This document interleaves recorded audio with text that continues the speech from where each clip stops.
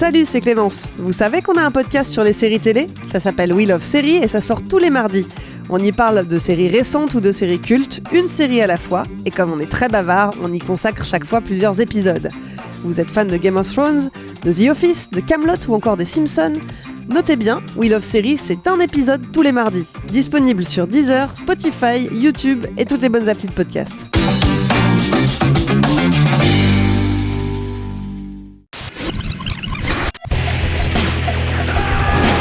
Bienvenue dans Stéroïdes, le podcast qui fait l'exégèse des gros bras. Avec Stéphane Moïsakis et Julien Dupuis. Bienvenue dans ce nouvel épisode de Stéroïdes, le podcast. Je suis Stéphane Moïsakis et je suis avec mon ami Julien Dupuis. Mais bonjour Stéphane. Salut Julien. Bah ouais. Pour parler d'un film au titre français un peu générique quand même, faut bien le dire, hein, L'Enquête. Oui. Alors de quelle enquête on va parler, voilà, c'est ça, parce que L'Enquête, ça pourrait être le film sur Denis Robert par exemple, par qui exemple. comme ça aussi après, tu vois. Les gens pourraient se dire mais ils sont un peu cons, donc ça se trouve ils ont confondu avec Contre-Enquête. Contre-Enquête, tu vois, avec de Sidney Lumet, pas du tout, tu vois. Non, L'Enquête, que moi je suis surnommé affectueusement, vu le titre français un peu bas du front, tu vois, un peu simple, un peu facile, La Quéquette. Voilà, donc il fallait que ça soit dit. Mais parce que je préfère le titre français, le titre international, The International, tu vois, c'est quand même un peu plus sympathique. Mais pourquoi La Quéquette ? Je sais pas, quel rapport ? C'est pas un film qui est porté sur la chose, pas du tout, enfin. mais en fait, je pense que le mec qui a choisi ce titre en France, il en a une petite, voilà. Voilà, ça reste là. Oh là là, mais qu'est-ce que ça veut dire ? Non, mais pas du tout. Mais c'est juste, j'aime bien traverser les titres, c'est tout. Mais voilà. C'est rigolo. Donc La Quéquette. La Quéquette, voilà. Avec Clive Owen. Pourquoi je rigole ? Voilà. Rigoler, c'est-à-dire cautionner. Non, il ne faut pas que je rigole. Tu ne dois pas cautionner mes blagues de merde. Voilà. Alors, The International de Tom Tykwer. Oui. Alors, comment on dit Tom Tykwer ? Tom Tykwer. Voilà. Alors, moi, j'ai jamais fait d'allemand ou quoi que ce soit, mais c'est Tykwer, on dit.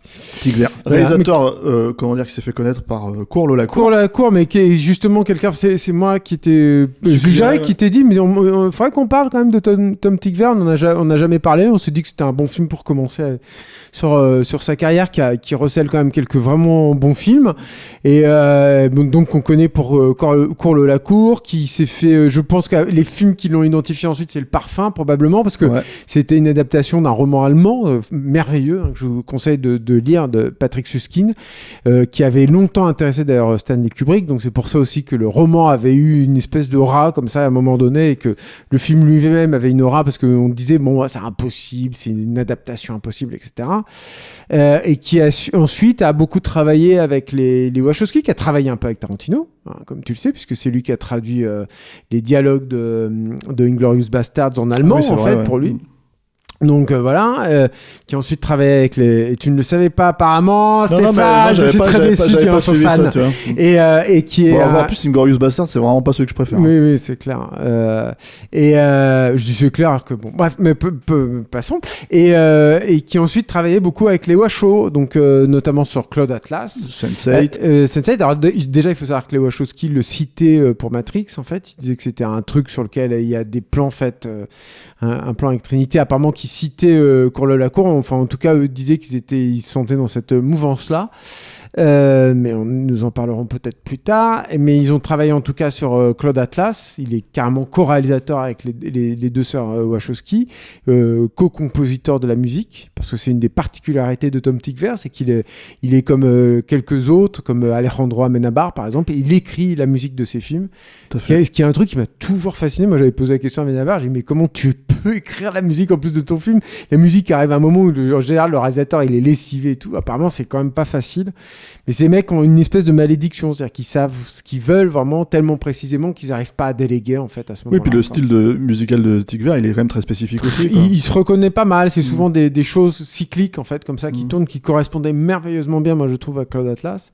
Et ils ont travaillé effectivement ensuite sur Sense8, où il était un des réalisateurs avec les sœurs Wachowski et James Mattig, en fait. Ils étaient comme ça, ce groupe de 4 réalisateurs en fait, se partageant en fait la mise en scène des épisodes, et c'est quelque chose qu'il a poursuivi avec une autre série que je vous invite à découvrir vraiment tout à fait récente, qui s'appelle Babylon Berlin, qui je crois pas, je sais plus où elle a été diffusée en France, mais en tout cas elle est sortie en vidéo, en Blu-ray, qui est je vous le piche rapidement parce qu'on parle pas de ça, mais en même temps c'est une série qui pourrait rentrer dans le cadre de Stéroïdes, qui se déroule en fait dans le Berlin de l'entre-deux-guerres, plutôt dans les années 30, et qui est une version, on va dire, James Ellroyienne, en fait, du Berlin de cette époque-là. Donc vous aurez à peu près compris ce que je veux dire là-dedans, c'est-à-dire des crimes très crapuleux, qui permettent en fait de scruter la totalité en fait de la ville de Berlin à cette époque donnée, des prostituées aux grands dirigeants, des flics plus ou moins ripoux, aux milieux les plus pauvres en fait de Berlin. C'est vraiment une très très bonne série, vraiment vraiment mise en scène. Enfin, lui, Tom Tykwer se positionne comme ça aujourd'hui en disant moi aujourd'hui c'est juste que je fais un film qui est beaucoup plus long. Bon, je pense que ça reste quand même un peu plus compliqué que ça, mais voilà, on sent qu'il y a une vraie ambition de mise en scène et on va beaucoup, je pense, parler de mise en scène dans The International. Putain, après cette intro qui n'en finit pas, nous arrivons enfin au sujet. C'était important de le présenter, Tom Tykwer. C'est pas forcément évident parce que c'est un artiste assez complet, mine de rien, qui assez versatile aussi. Il fallait le dire aussi parce qu'il a fait aussi des comédies, exactement, voilà. des comédies romantiques, voilà, des comédies, des trucs de trio. Enfin voilà, donc il y a tout un truc en fait autour de... C'est-à-dire il est en plus bon. C'est-à-dire que c'est pas un réalisateur installé aux États-Unis à proprement parler. D'ailleurs, l'enquête. Il s'en fout un peu. Non, mais l'enquête, c'est son premier vrai film de studio, on va dire, à l'époque. Encore, c'est une coprode allemande, beaucoup tourné à Berlin et en Europe. Alors, beaucoup tourné à Berlin, mais c'est quand même un film Sony. Et en fait, voilà, c'est un budget, mine de rien. Et ça se sent dans le film, je trouve. C'est pas un petit film, quoi. Ouais, c'est sûr. Donc voilà, donc c'est un film aussi intéressant pour savoir comment quelqu'un, en fait, qui est finalement assez insaisissable, puisse arriver à se retrouver là-dedans. Alors, moi, j'aimerais bien que tu pitches le film. Pourquoi c'est toujours à moi de pitcher? Parce que c'est toujours la personne. Moi, je présente, moi. Faites une pétition, ceux qui nous écoutent, pour que j'arrête de pitcher. Ouais, non, ça n'a jamais marché, tes histoires de pétition. Alors ça, c'est hyper dur à pitcher pour le coup, The International, parce que c'est par définition un récit assez abscon. En tout cas, lui, c'est comme ça qu'il le présentait. Tom Tykwer, il disait « Je veux noyer et perdre les spectateurs et les rattraper au bout d'un moment ». Alors, je suis pas sûr que ce soit le truc qu'il aurait le mieux réussi à faire dans le film. Mais pas vraiment. C'est même assez balisé, je trouve, par certains côtés sur l'écriture. Ouais, bon, mais en tout cas, voilà. Donc, en gros, pour la faire très, très, très simple, c'est un agent d'Interpol qui est interprété par Clive Owen, qui était vraiment, alors lui, dans sa période merveilleuse, parce qu'il sortait des Fils de l'Homme et puis de Inside Man. Puis après, bah, ça a quand même pas vraiment tenu la route et c'est bien dommage. En termes de qualité, tu veux dire? Oui, c'est ça. Mais bon, donc c'est un agent d'Interpol qui enquête conjointement avec une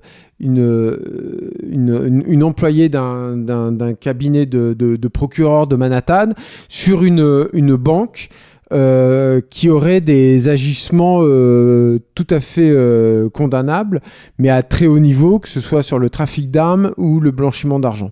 Et tous les deux vont... on arrive en fait au cours de cette enquête, on n'en voit pas le début au final, ça fait partie des choix d'écriture que j'aime beaucoup personnellement.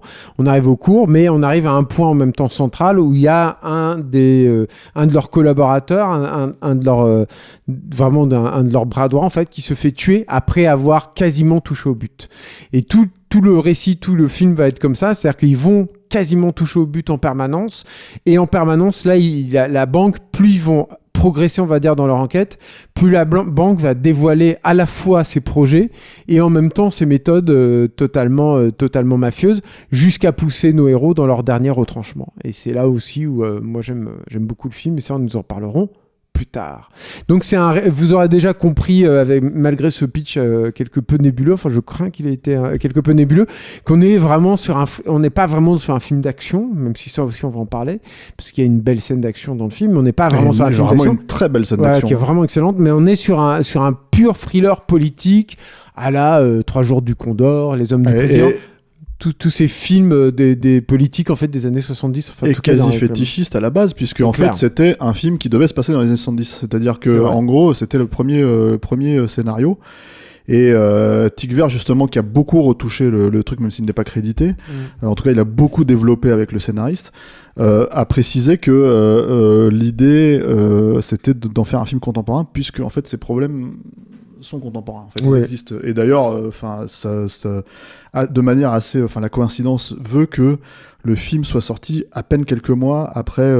Lehman Brothers. Ouais, et en fait, la grosse crise financière qui a une qui crise suivi, financière monumentale et qui, justement, te laissait entrevoir... Et c'est marrant parce que le film devait pas sortir vraiment là, la sortie a été repoussée, mais la sortie a été bloquée, et puis j'imagine que pour le film, en fait, ça tombait bien, parce que c'est vrai que c'était un film qui, à un moment où vraiment...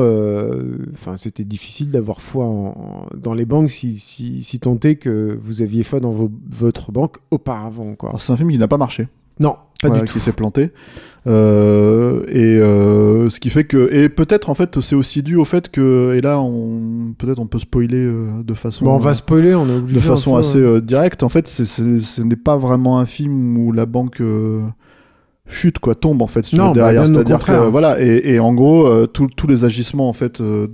de cette enquête, tous les tenants et aboutissants finalement ne mènent pas à grand chose, quoi. C'est-à-dire en fait, que... Oui, vas-y, pardon, Steph. Et donc du coup, en fait, je pense qu'il n'y a pas de happy end assez prononcé. Mais il n'y en a pas du tout, en fait, prononcé pour dire... Non, mais en tout cas pour dire que... c'est-à-dire que bon, t'as des banquiers qui payent, quoi, le prix, mais disons que c'est une soif...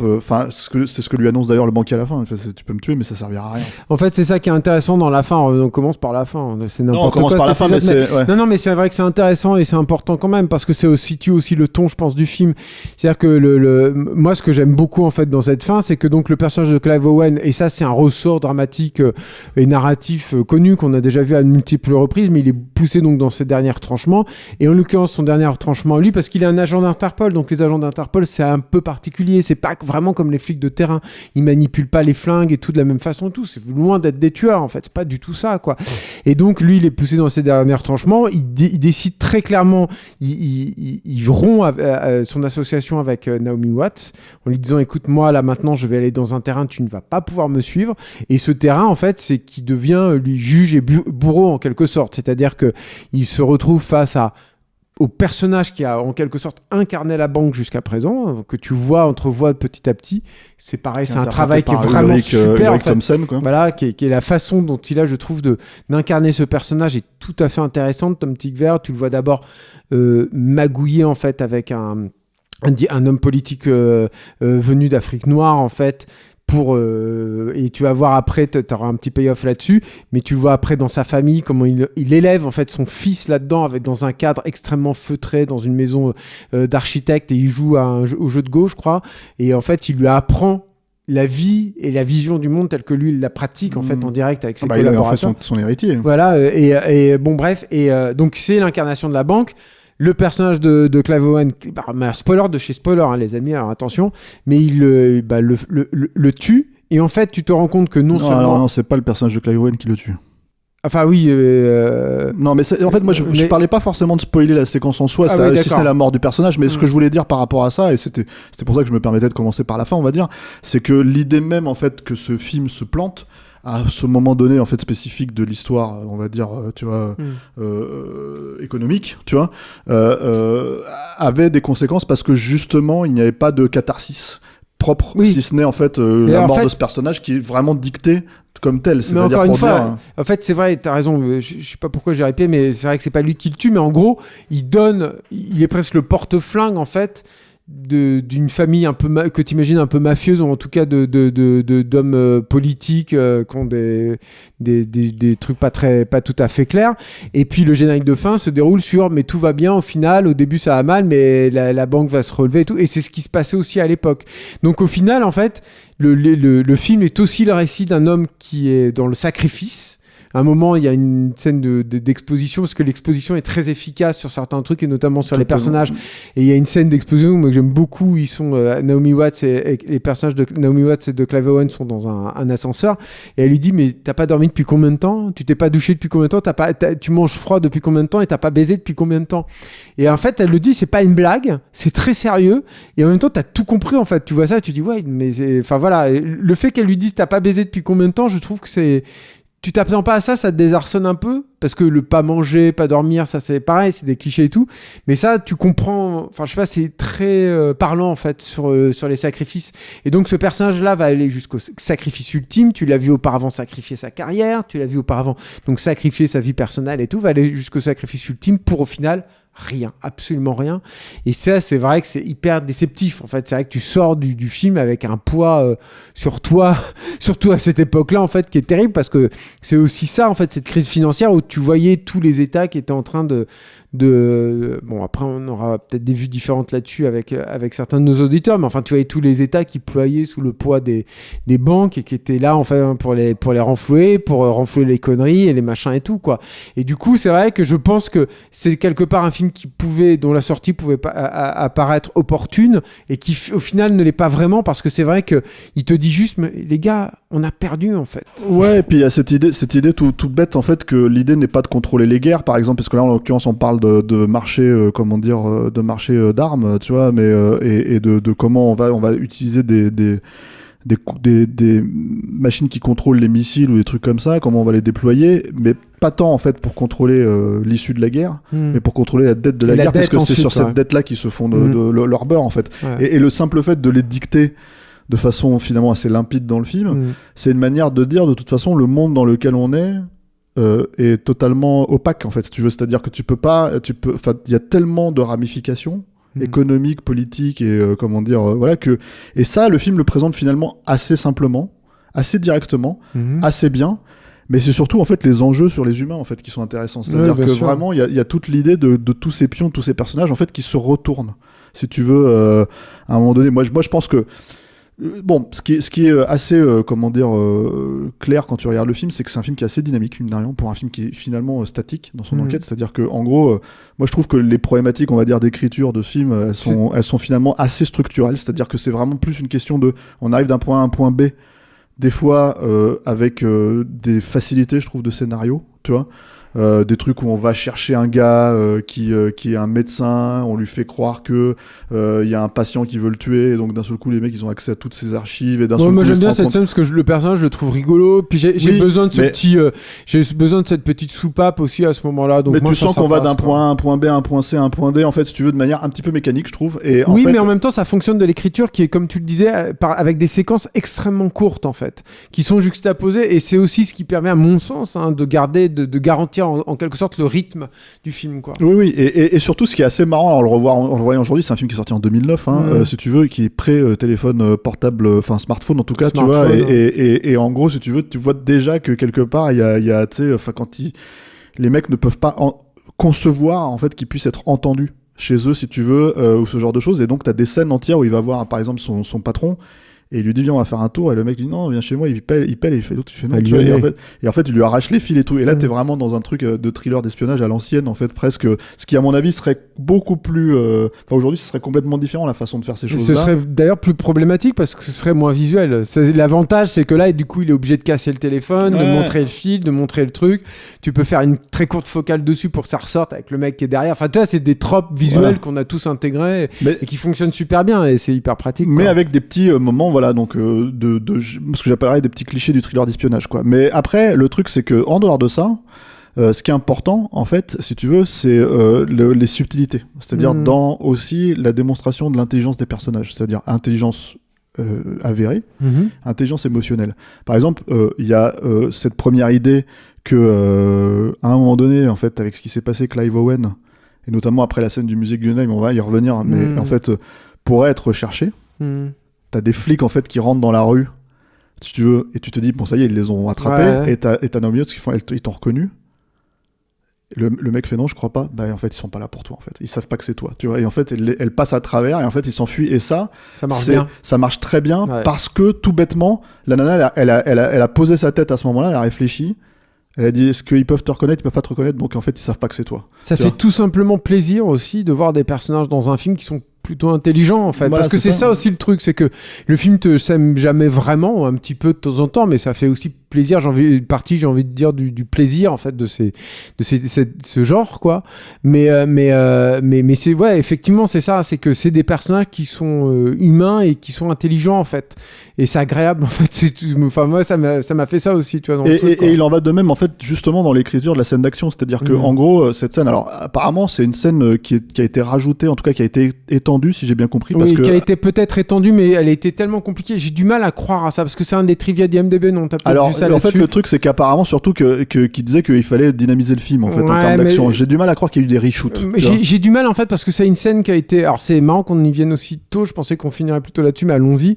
Mais c'est une scène qui est qui a été comme on l'imagine extrêmement complexe, et puis surtout elle est très préparée. Enfin c'est-à-dire que t'as une scène, c'est un payoff en fait d'un truc qui a été mis en place auparavant, où t'as en gros un des employés en fait de la banque qui est au cœur en fait du complot, qui est lui aussi des révélations aussi sur son passé qui sont plutôt intéressantes, je trouve d'ailleurs, puisque c'est un ancien général communiste en fait de la Stasi, et je trouve ça très bien vu en fait que ce soit un ex du régime Coco en fait qui soit à la botte en fait de ce que le capitalisme a pu produire de plus monstrueux. Je trouve que c'est bien vu. Mais donc ils emploient donc un tueur à gages, et ils se rencontrent en fait dans un musée. Ce qui est intéressant aussi au niveau de... Ce qui est fréquent dans... Ouais, mais où ça va se passer aussi le film, parce que moi j'ai aussi envie qu'on parle tout à l'heure de l'architecture et de l'arrière-plan. C'est très important il me semble dans le film. Et du coup le payoff c'est qu'ils se rencontrent un peu plus tard, mais là au Guggenheim, qui est donc le musée de New York, que je pense que vous connaissez tous même si vous l'avez jamais visité, qui est un musée d'art moderne et qui est un musée qui est connu parce qu'il est construit en colimaçon, c'est-à-dire que c'est une espèce, si vous voulez, de grand cône, de tour, avec la galerie en fait qui monte en fait à l'intérieur en colimaçon. Et c'est super intéressant et c'est un choix moi que je trouve génial. C'est-à-dire que déjà Tom Tykwer lui a vraiment réfléchi sur pourquoi j'ai besoin d'une scène d'action dans le film, et si j'ai une scène d'action dans le film, comment je vais faire pour qu'elle fonctionne. Et lui donc il se dit j'ai besoin d'une scène d'action parce qu'au bout d'un moment toute la tension qu'on a accumulée dans le film, il faut aussi qu'elle puisse ressortir au bout d'un moment. Et là on parle pas d'état mental comme on l'a dit tout à l'heure avec est-ce que je vais sortir en étant guilleré ou est-ce que je vais sortir un peu plombé. Non, évidemment il faut que tu sortes plombé. Moi il me semble que c'est nécessaire d'un film qui aborde ce sujet-là, mais par contre pour le fonctionnement, on va dire, émotionnel du film, il faut effectivement que tu as un truc où tu sortes cette tension-là, et tu la sors à ce moment-là.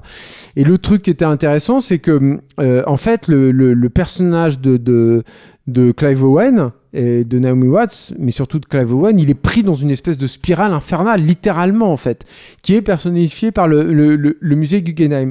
Et il y a un dernier truc que moi j'adore, mais je pense que ça t'as aimé aussi, Steph, quand on en a parlé hors antenne tout à l'heure, mais c'est que au niveau de la topographie, de la scénographie en fait du gunfight, t'as rarement vu ça. Il y a deux choses qui sont super, c'est que c'est un musée qui est tout blanc, donc tous les impacts de balles, tu les vois à fond, et ils jouent beaucoup avec ça.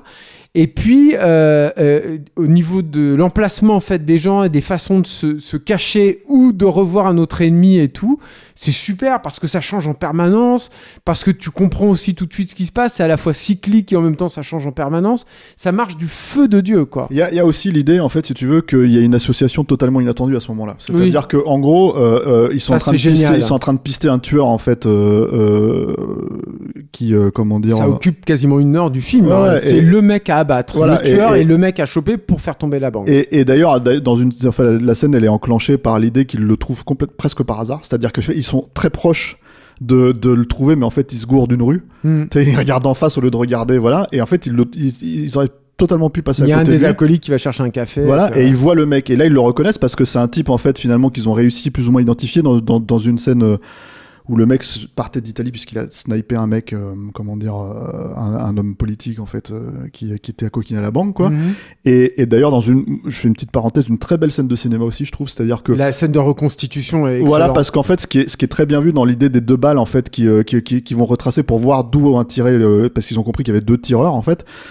Tu peux pas, en fait, c'est que du langage de cinéma. C'est-à-dire qu'en fait, la façon de regarder à travers le trou des bastos, en fait, il y a que en voyant à travers ce biais-là que tu comprends En fait, si tu veux, toi en tant que spectateur, comment ils comprennent d'où ça vient. Pourtant, sur le papier, ça ne tient pas la route. En fait, c'est pas possible. Ce qui est super, c'est que c'est là où tu vois la différence entre un Tom Tykwer, par exemple, et un Macquarie sur le Jack film, Reacher. sur Jack Reacher. C'est-à-dire que t'as à peu près cette même typologie de dramatique. Et c'est vrai que Tykwer, tu pourrais t'arrêter sur quand il revoit, il y a une image fantôme, par exemple, du tueur et tout d'ailleurs, qui est sympa et tout, qui est intéressante. Mais par contre, la vraie idée de mise en scène, c'est qu'en fait, il y a 2 balles qui sont tirées au même endroit, mais sur un poteau.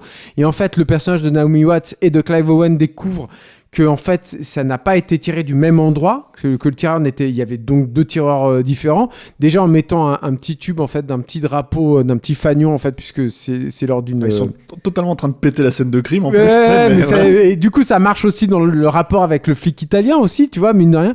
Et puis effectivement parce que Clive Owen regarde à travers et suivant l'angle en fait de la balle, il voit où était le tireur. Et effectivement ça marche pas, je pense, comme ça dans la réalité. Dans la vraie vie, tu peux pas. Je suis sûr que tu t'interroges un spécialiste de la balistique, le mec il va dire non mais ça marchera jamais, mais par contre cinématographiquement effectivement c'est hyper fort quoi. C'est super quoi. Tu vois ça, tu dis ah putain il y a un vrai cinéaste à la barre quoi. Et mine de rien, il y a un point de vue donc sur le film. Vraiment. Et en fait on en revient donc à l'idée de la scène du Guggenheim, tu vois, où justement en fait ce tueur en fait qui est le mec en fait qui depuis 1 heure en fait qui est ton antagoniste, voilà, qui est redoutablement en plus comment dire efficace quoi, parce que c'est un tueur vraiment de sang-froid quoi, qui ne paye pas de mine, il a une tête de prof de maths en gros hein, tu vois, plus ou moins quoi. Disons que toi en tant que spectateur tu t'attends à ce qu'ils arrivent à le mettre à terre après un pugilat monumental etc. Et donc qu'est-ce qui se passe ? Et en fait quand les mecs arrivent en fait à cette séquence là ils vont pour l'arrêter parce qu'ils ont compris qu'ils se sont fait griller, encore avec un jeu de miroir d'ailleurs en fait assez intéressant quoi, et parce que en fait t'as le champ contre champ à travers le miroir où c'est ce truc je pense qui arrive à tout le monde en fait, c'est-à-dire que tu crois que la personne te voit pas parce que tu la vois pas directement, mais quand tu te rends compte en fait que tu te vois toi-même en fait dans l'angle en fait, voilà, d'un seul coup t'as compris qu'elle t'a vu aussi quoi, et ça c'est hyper bien pensé, ça marche hyper bien dans la séquence. Il l'arrête et le mec leur dit mais ça sert à rien les gars parce qu'en fait ils vont me tuer avant, et ça arrive littéralement 2 secondes après, c'est-à-dire il lui tire dessus, mais il portait un gilet pare-balles et finalement il s'allie à eux à ce moment-là. Donc t'as Clive Owen et le tueur, donc le mec qui traquait, qui vont s'allier contre d'autres tueurs qui ont été dépêchés par la banque. Dans la séquence. Et donc ce qui se passe en fait à partir de ce moment-là, c'est que oui, t'as le facteur humain, si tu veux, qui est lié à Clive Owen qui demande aux gens de se planquer, qui leur dit planquez-vous, il y a des trucs. Parce que d'un seul coup, tu comprends pourquoi il fait ça. En fait, le personnage de Clive Owen, quel est son vrai but en fait, quelle est l'idée en fait au-delà de ses valeurs en fait de faire ressortir en fait de protéger les gens en fait, de travailler pour le bien commun, tu vois. Et t'as en fait cette idée que et ça c'est mine de rien important quand on va lui demander justement de dépasser ce truc là plus tard quoi, mais t'as aussi l'idée que le tueur c'était un tueur en fait, c'était son métier, et que d'un seul coup en fait si tu veux à l'article de la mort, et il le sait quoi, tu vois, en fait il décide de se ranger en 1 seconde sans même qu'on questionne l'idée si tu veux, et pourtant elle est surprenante si tu veux, on ne la questionne absolument pas parce que c'est la bonne chose à faire à ce moment là. Et du coup, toute cette notion-là, en fait, et en plus, comme il est redoutablement efficace, en fait, il aide beaucoup Clive Owen, en fait, dans la séquence, quoi. Mais ce qui est intéressant là-dedans aussi, c'est que littéralement, et c'est un peu l'idée aussi de la fin, c'est que l'intelligence du film de Tom Tykwer, c'est que des films de plus bas du plafond, on va dire, là-dedans, on personnifie en gros le complot, te disent voilà c'est cette personne qu'il faut arrêter ou ce groupe de personnes au mieux ou un truc comme ça, et c'est cet élément qu'il faut trouver et tout, et il s'arrête là en général. Mais lui ce qui est génial c'est qu'il travaille ça en fait, Tykwer, et c'est la même chose avec la fin finalement, c'est que pour des raisons dramaturgiques il te personnifie, il incarne en fait l'ennemi, le danger, le truc à abattre et tout, et il fait attention à te dire c'est plus compliqué que ça en fait. C'est un pion. C'est un système. C'est le système qu'il faut combattre. C'est pas l'humain en fait. Et en combattant et en te focalisant sur l'humain, tu y arrives pas. Et il te le fait à 3 reprises. Il te le fait avec le tueur, il te le fait donc avec le dirigeant de la banque à la fin, et puis il te le fait avec ce général de la Stasi aussi qui va se rallier aussi finalement à leur cause très tardivement. Même bon, si lui il te donne une autre perspective aussi sur le système et sur la problématique quoi. Et ce qui fonctionne à mon avis dans cette scène d'action, au-delà même de la qualité de la scène en soi, c'est-à-dire tu peux la regarder une fois que tu as vu le film, je pense que tu peux la regarder assez tu vois avec une certaine comment dire un plaisir de cinéma, mais en fait elle ne fonctionnerait pas émotionnellement en fait si justement elle n'était pas à ce moment-là spécifiquement dans le film et tout ce qui a suivi. C'est-à-dire qu'on peut pas dire que The International est un film d'action proprement parlé, mais par contre en fait tout ce qui amène dans l'intrigue, dans le scénario à ce moment-là, en fait, c'est ce qui fait que la scène fonctionne du feu de Dieu. Exactement. Quoi. Et en fait, bon, il y a évidemment l'idée que tout l'aspect cyclique en fait de l'endroit qui a été reconstitué, si j'ai bien compris en fait. Ils ont tourné un tout petit peu en fait au Guggenheim. J'ose même pas imaginer comment tu pourrais tirer. C'est très compliqué effectivement là-bas. Je vous laisse imaginer le prix des œuvres d'art, etc. D'ailleurs, c'est un artiste berlinois. Même si tu les enlèves et que t'en mets d'autres. Mais c'est un artiste berlinois, un vrai artiste contemporain en fait qu'il allait chercher parce qu'il aimait justement ce travail.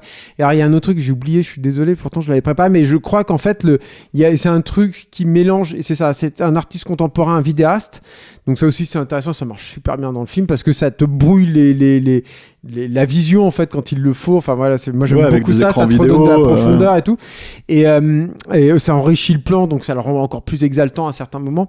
Et en fait il montre des séquences du quotidien dans des contextes qui ne devraient pas qui ne le sont pas du tout. Donc, par exemple, un facteur dans un contexte tout à fait particulier. Alors, tu le lis pas comme ça dans le film, mais l'idée de Tic Vert, c'était justement de rebondir en fait là-dessus.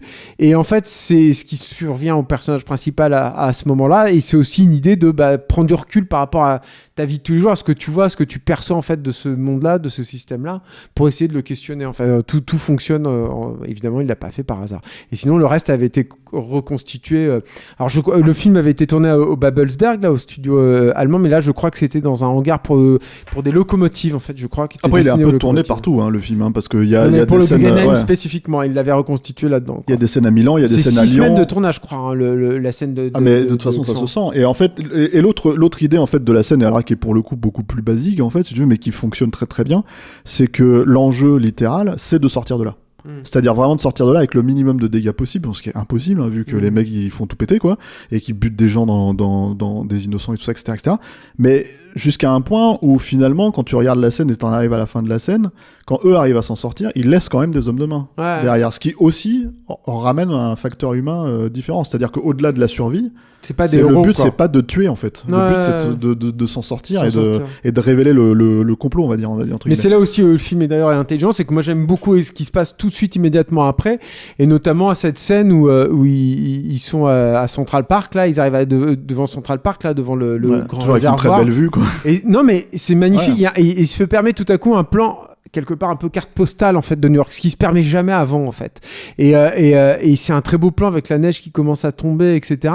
Et tu te dis, après parce qu'elle est longue, la scène d'action et tout, et après cette brutalité et tout, avoir cette espèce de moment de douceur en fait dans le truc, moi je trouve que ça marche super bien. Ce plan du coup il est apaisant et tout. C'est là aussi où tu vois Tic Vert, c'est vraiment un mec intéressant. De toute façon, voilà, on pourrait faire un épisode par exemple sur Courlo-Lacour, mais Courlo-Lacour, ce qui fonctionnait dans le film, en fait, c'était l'aspect très pas juste la musique techno, machin, tout ça, mais c'était vraiment l'aspect kinétique, en fait, l'aspect de foncer. L'énergie, l'inventivité, la cyclique, puis le concept. Mais le concept est de montrer tout simplement aussi à travers des angles en fait de caméras différents, en fait, si tu veux, comment il peut dynamiser une scène banale en fait de course, tu vois, dans la rue ou des trucs comme ça. Donc différemment, il réfléchit différemment. Mais on en reparlera autrement. Il le fait finalement dans pas mal de ses films, quoi. C'est-à-dire que même dans le film d'après La Princesse et le Guerrier, il y avait des scènes comme ça, il y avait des trucs. Donc c'est quelqu'un qui pense le cinéma de manière assez dynamique, assez directe. Moi, j'ai un souci avec le troisième acte du film, qui est un peu, je trouve, pour le coup, je vois vraiment cousu de fil blanc. C'est-à-dire tout ce qui se passe, c'est très joli, Istanbul, tout ça et tout, mais en fait, moi j'aime beaucoup l'idée que plus tu avances, plus tu arrives à des architectures de plus en plus ancienne en fait finalement, comme si tu arrivais à une espèce de racine, à une vérité antédiluvienne en fait, de la source la source du mal, mais je pense que c'est un truc volontaire, si tu veux, cette volonté de traverser comme ça le truc et tout. Et puis Istanbul, Constantinople, enfin je veux dire, ça a été aussi un point dans l'échange entre les hommes, un point sur le berceau économique, sur le marché économique, le fait que ce soit un lien entre l'Asie et enfin entre l'Orient et l'Occident et tout. Voilà, il y a beaucoup de choses qui jouent là-dedans et qui sont vraiment hyper intéressantes. Je pense que c'est vrai, et de toute façon, même plus simplement que ça, il y a l'idée tout bête que en fait ce système en fait corrompt tout le monde entier en fait. Donc en fait, si ça se passe à Milan, si ça se passe à Lyon, si ça se passe à New York, si ça se passe à Berlin, tout ça, c'est normal en fait. C'est des capitales économiques, quoi. Et en gros, l'idée, c'est que moi, ce qui me pose, on va dire, plus problème, c'est tout le truc autour de la façon dont il arrive comment dire, entendre les discussions des mecs sans même se faire trop griller. Puis quand il se fait griller, c'est vraiment quand ça sert au scénario à ce moment-là, qu'il soit paumé par rapport au truc, il est pas. Oui. C'est des trucs en fait où je trouve que là-dessus et d'ailleurs l'alliance qui va faire, qui est une autre alliance en fait. Plus attendu, je trouve, quand même, là, avec le général de la Stasi, enfin l'ancien général de la Stasi, c'est plus quand amené, même... surtout. Ouais, mais c'est surtout, en fait, presque l'idée, en fait, que le mec rompe à ce moment-là, en fait, et s'associe à lui, je trouve ça presque trop facile, en fait, dans l'écriture, quoi.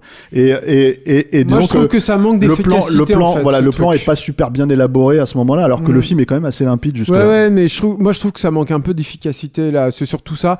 Il y a un truc, et je me suis toujours posé la question, c'est que Clive Owen, on parlait de lui pour refaire James Bond, et il retourne, en fait, dans le réservoir romain en fait, que t'as à Istanbul, qui est un lieu très connu, et dans lequel avait été tourné, alors c'est Bon Baiser de Russie, si mes souvenirs sont corrects. Oui. Non, c'est pas Bon Baiser de Russie. Bon Baiser de Russie, c'est pas ça à Istanbul aussi. Ouais. Alors c'est Bon Baiser de Russie, je me rappelle plus, mais bon, bref. Oui, c'est Bon Baiser de Russie, je crois qu'il y a une scène d'action qui se déroule là-bas. Et à l'époque, je me rappelle que dans The Inside Man aussi, je me souviens de ça et tout, mais il y avait des échos en fait sur ces acteurs qui sont pressentis pour faire James Bond. T'as toujours des échos et souvent les cinéastes ils font des petits clins d'œil en fait là-dessus. C'est tellement énorme Bond. Et je me suis toujours demandé s'il avait pas fait ça pour ça et s'il avait pas sacrifié un petit peu là-dessus. Mais le fait est que là où je te rejoins, c'est pas forcément sur là-dessus, mais je trouve que ça manque d'efficacité. Elle est un peu longue en fait cette séquence et je trouve qu'elle aurait mérité d'être un véritable épilogue, ce qu'elle n'est pas vraiment en fait. T'as une vraie séquence qui a un petit peu développée, on te représente des personnages, on te représente des situations, etc.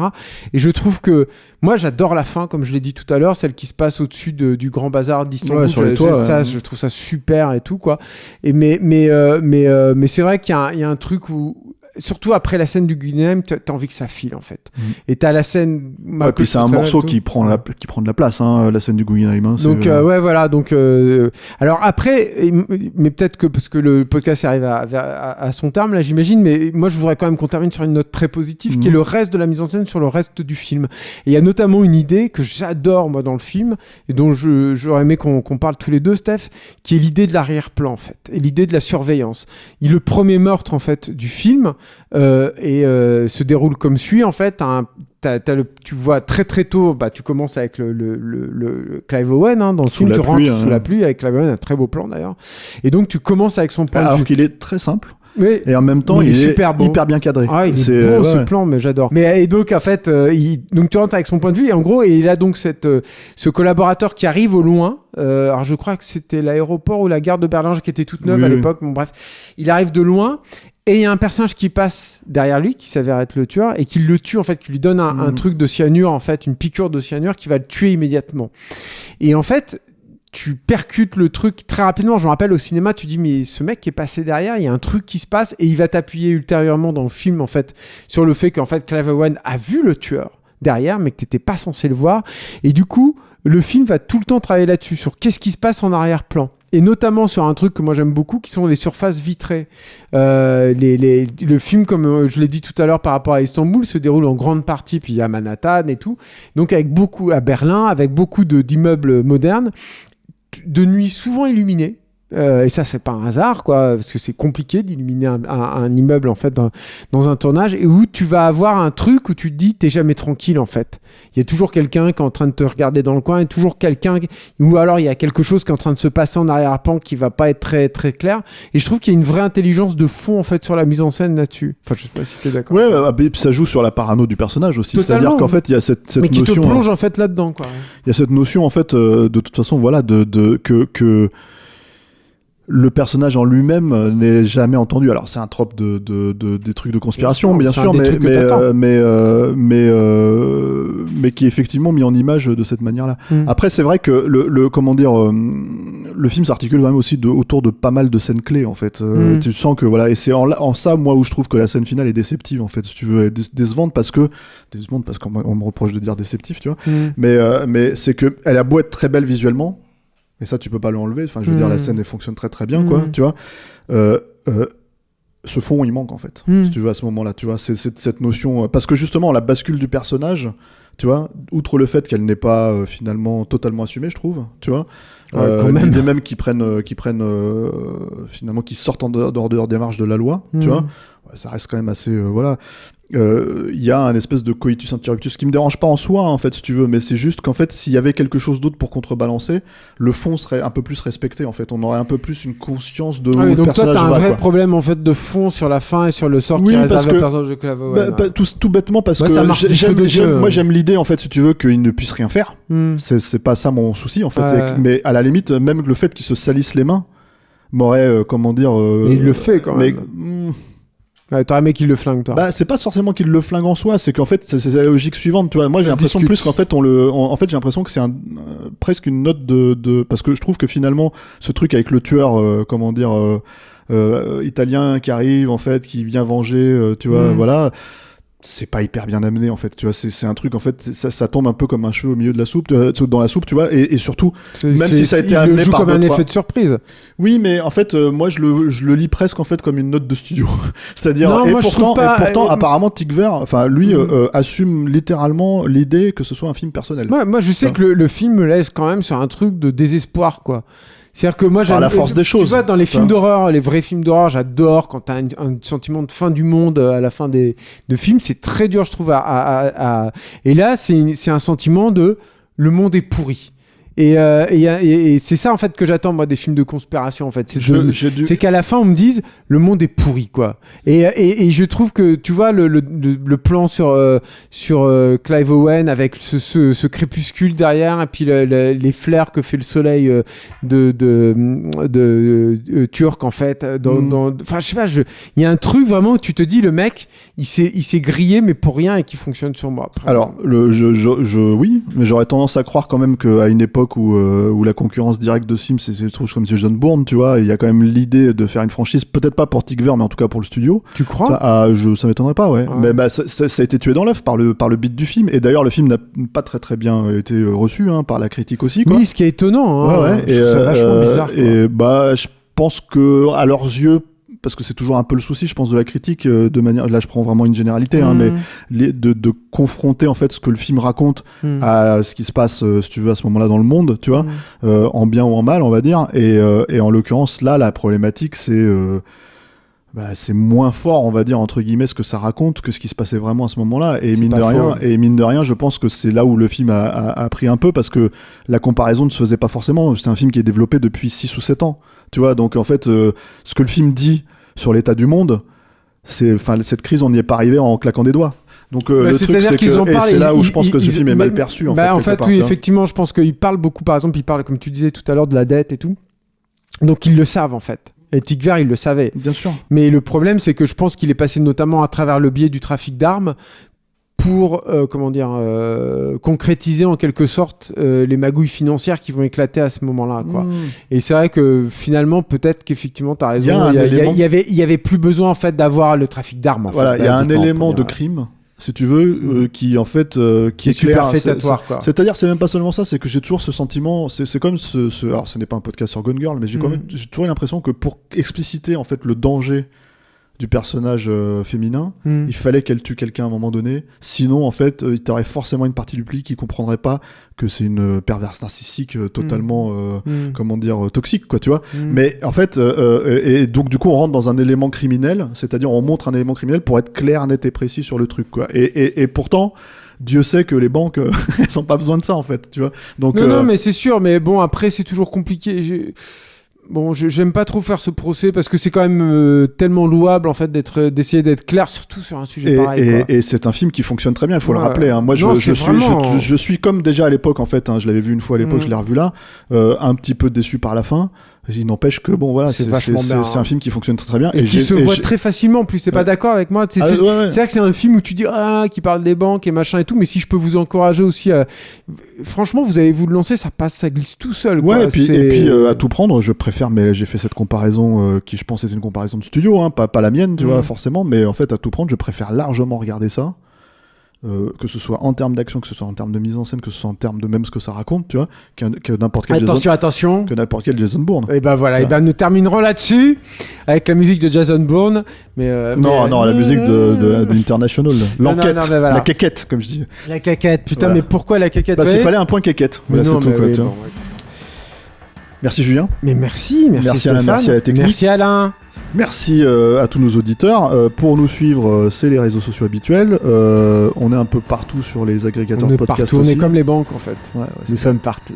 Voilà, on fait pas du trafic d'armes. Non, Et on fait trafic de Blu-ray nous. trafic de Blu-ray, tiens, tu l'as vu ce film, moi, tiens, prends-le, récupère, tu vois, voilà. Des fois, ça nous dit ce qu'on va traiter d'ailleurs la prochaine fois, quoi, tu vois. Mais là, pour l'instant, on sait pas ce que ça sera, on verra. En tout cas, on vous conseille vraiment de revoir l'enquête. The International, cherchez-le par le titre anglais parce que l'enquête, il y a tellement de films qui s'appellent comme ça que voilà. On n'a même pas parlé de Naomi Watts, c'est pas normal. Elle est très bien. Elle est bien. Hein. Elle est bien, Naomi Watts dans le film, tu vois. Ouais. Mais bon, toujours ça, bien. Voilà, tu veux pas parler, il fallait en parler avant. Mais oui, allez, c'est fini. C'est fini. Merci Adieu. à tous. Au À bientôt. revoir. Salut.